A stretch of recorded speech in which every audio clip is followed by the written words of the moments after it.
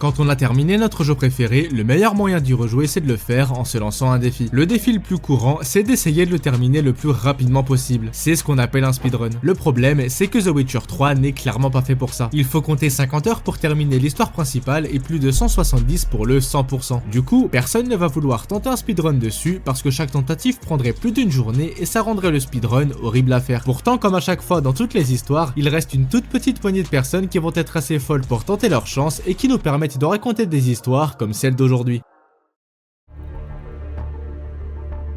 The Witcher 3 n'est vraiment pas fait pour le speedrun. C'est un open world avec une carte immense et un scénario très poussé qui te dit clairement prends ton temps. Du coup, le speedrun de The Witcher 3 est horrible à cause de deux problèmes. Sa durée de 50 heures et le paradoxe de la liberté qu'offre le jeu. Pour terminer le jeu, il faut venir à bout des 43 quêtes principales qui contiennent des dizaines de milliers de lignes de dialogue qui vont chacune changer les quêtes qu'on aura pour la suite du jeu en fonction des choix qu'on fait. Pour faire le meilleur chrono possible, il faut donc tout tester un par un pour trouver la combinaison de dialogue qui donnera le scénario le plus rapide. Pareil pour les routes et les armes qu'on peut ramasser. C'est un open world, ce qui fait qu'on peut faire ce qu'on veut dans l'ordre qu'on veut. C'est ça le paradoxe de la liberté. On a le choix de faire tout ce qu'on veut et ça en devient paralysant. Tous ces choix rendent le speedrun du jeu extrêmement long à préparer. On parle de milliers d'heures pour trouver la combinaison la plus optimale et c'est pour ça que personne ne veut s'y frotter. Il faudrait trouver quelqu'un qui va bien vouloir se coltiner des milliers d'heures pour optimiser les routes, l'ordre des quêtes, les choix de dialogue et les objets à ramasser. C'est là que je vous présente Corpflesh. Non, votre écran ne bug pas, il stream vraiment en 480p alors qu'on était en 2015. C'est un joueur allemand fan de speedrun qui les stream sur Twitch depuis 2013 et c'est le héros que tout le monde attendait sur The Witcher 3. Il va accepter de se taper tout le travail ingrat que personne ne veut faire. Il va passer des heures dans l'ombre à tout planifier. Il va regarder l'impact que chaque dialogue a sur les quêtes pour qu'on nous propose le scénario le plus rapide, quels objets sont intéressants à ramasser pour tuer les 9 boss obligatoires au plus vite et quel est le chemin le plus optimal qui nous permettrait à la fois de ramasser ces objets et d'avancer dans la quête principale. Après des centaines d'heures, le moment fatidique est enfin arrivé. Voir si tout ce qu'il a préparé fonctionne bien en faisant sa toute première tentative de speedrun. Pour un premier essai, il impressionne déjà beaucoup en faisant tomber le premier boss le Griffon Royal en 13 minutes, Mithral le premier membre de la chasse sauvage en 1h21 et finalement Eredin le boss final en 6h. Résultat 6h et 8 minutes, ce qui est impressionnant pour un joueur normal mais clairement pas suffisant pour lui. À partir de là, il va passer en mode tryhard et essayer d'améliorer le moindre détail à chaque tentative. Il va principalement essayer d'optimiser les chemins qu'il prend et trouver à chaque fois une manière plus rapide d'enchaîner les quêtes. Nouvel essai, 5h11. C'est impressionnant, à chaque tentative, il va réussir à réduire son temps de quasiment 30 à 50 minutes. Malheureusement, au bout de quelques semaines, il va commencer à bloquer aux alentours des 4 heures et on sent qu'il commence à arriver à ses limites. Il va relancer un stream après 2 jours de pause et là, comme s'il avait eu accès à la salle du temps, il va faire 2h49. Comment c'est possible? Eh bien, grâce à la découverte d'un glitch, tout simplement. Glitch qui étonnamment n'a même pas été découvert par ses soins. Il a été découvert totalement par hasard par la communauté qui ne speedrun même pas le jeu. Dans le jeu, il y a une compétence qui s'appelle réflexe fulgurant et qui a pour but de réduire le temps quand on vise avec l'arbalète. Les joueurs vont la monter niveau 3 pour être le plus lent possible parce qu'ils ont trouvé un bug où Geralt fait l'inverse en devenant très rapide au lieu d'être très lent. Ils ont découvert que si on était en train de viser avec l'arbalète pendant un checkpoint qui déclenche une sauvegarde automatique, il suffisait juste de recharger la partie pour obtenir ça. Regarde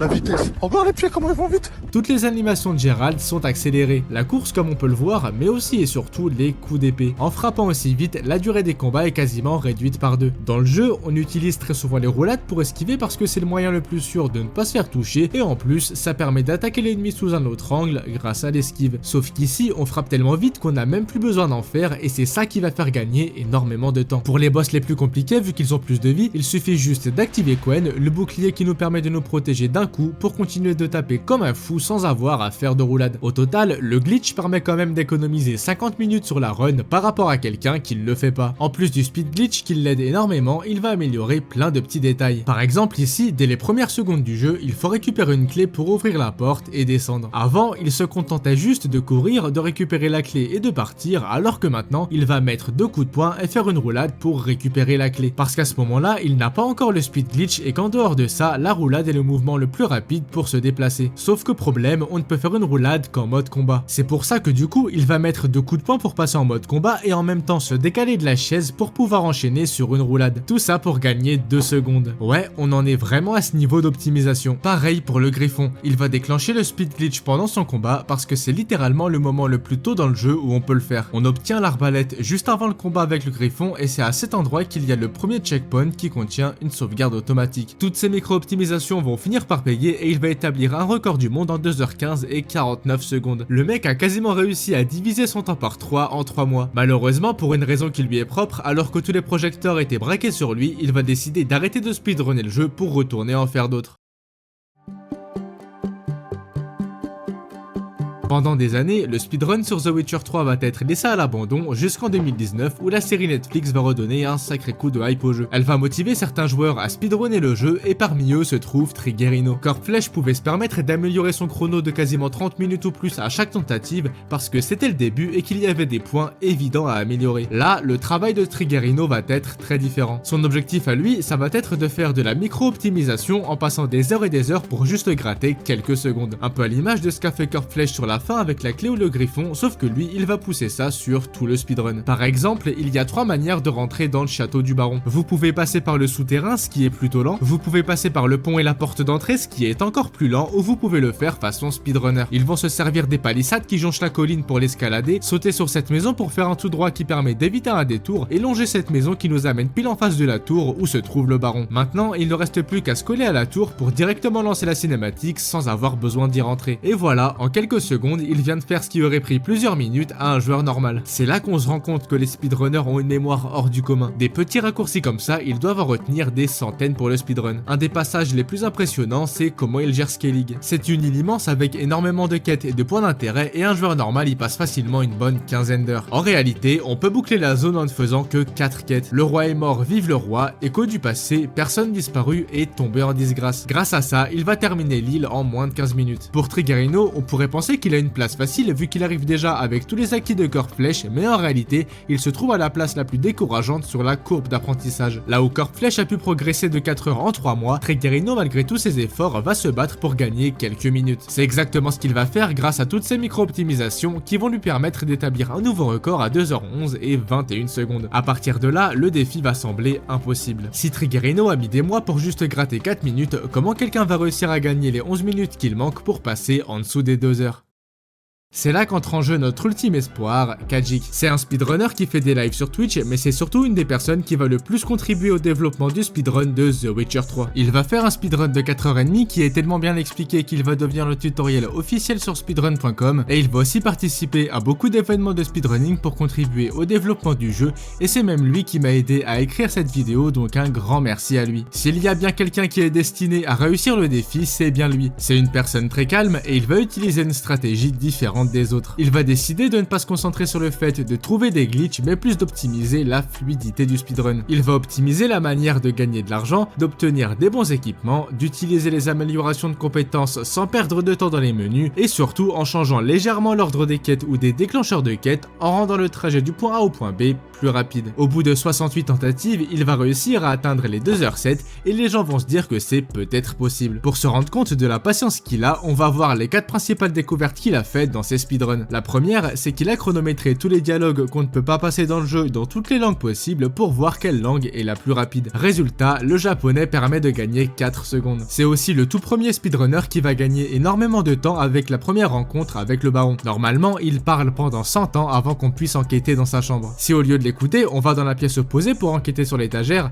Geralt part dans un grand monologue et ça ignore totalement le dialogue du baron. Toujours dans les quêtes du baron, on a le choix entre sauver ou tuer le couvain, son fils décédé. Pour les speedrunners, la manière la plus rapide est bien évidemment de le tuer et il a trouvé un glitch qui permet de le tuer en un seul coup. Il suffit juste de le pousser avec hard quand il est coincé entre un rocher et la palissade pour le one shot. Et finalement, le plus gros gain de temps qu'il a trouvé, ça reste quand même celui de la quête Écho du passé. Normalement, on a un masque qui nous permet d'avoir des visions du passé entre Ciri et Yennefer. Le problème, c'est que cette quête était très buggée. Des fois, il fallait relancer les visions plusieurs fois avant que les dialogues ne se déclenchent. Khajiit a remarqué que si on allait voir les visions tout seul dans notre coin, et qu'on revenait voir Yennefer, les dialogues se lançaient parfaitement. Résultat des courses, ça va lui faire gagner 30 secondes. Malgré toutes ces améliorations, il lui faudra encore 63 tentatives de plus pour gratter 3 minutes en atteignant les 2h04 et définitivement se convaincre qu'il va le faire. Maintenant, il sait que son seul ennemi ce ne sont plus ses capacités, mais juste sa force mentale pour relancer encore et encore une partie jusqu'à temps qu'il fasse la run parfaite. Le 8 novembre 2020, il lance sa 191e partie